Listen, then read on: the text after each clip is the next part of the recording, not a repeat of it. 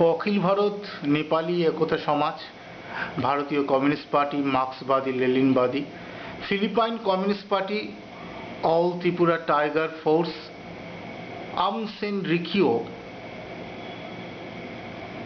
Continuity, Irish Republican Army, Irish National Liberation Army, Irish People's Liberation Organisation, ভারতের মাওবাদী communist centre. পৃথিবীর বিভিন্ন প্রান্তে এমন অসংখ্য সন্ত্রাসবাদী নিষিদ্ধ রাজনৈতিক বা ধর্মীয় জঙ্গি সংগঠনগুলো আছে, যাদের সদস্যরা অমুসলিম, হিন্দু, বৌদ্ধ, খ্রিস্টান কিংবা অন্যান্য সম্প্রদায়ভুক্ত। কিন্তু মুসলমানদের মতো সেই সব সংগঠনের ভিত্তিতে সেই সব সম্প্রদায়ের সমগ্র জনগোষ্ঠীকেই সন্ত্রাসবাদী বলে চিহ্নিত করা তো হয় না। অথচ মুসলমানদের নির্দ্বিধায় চিহ্নিতকরণের কাজ চলছে। কিন্তু কেন?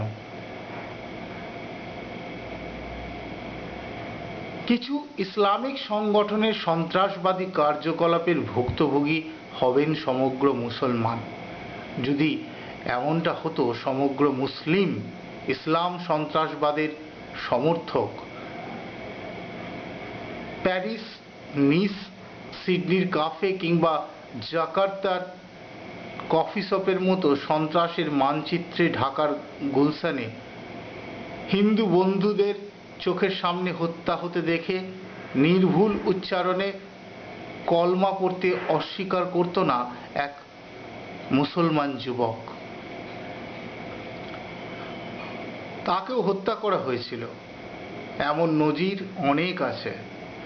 তবুও যদি বলেন বিচ্ছিন্ন ব্যাপার, হায়দার আলী, টিপু সুলতান, বাংলার সৈয়দ মীর নিসার আলী তিতুমির কিংবা বেগম হজরত মহল অথবা মৌলানা আবুল কালাম আজাদ সহ আরও অনেক স্বাধীনতা সংগ্রামীর নাম বলতে পারি, যাদের নাম ভারতের স্বাধীনতা সংগ্রামের ইতিহাসে উজ্জ্বল হরফে লেখা আছে, যাদের নিয়ে আমাদের গর্বের শেষ নেই, শ্রদ্ধায় মাথা নত হয়ে আসে।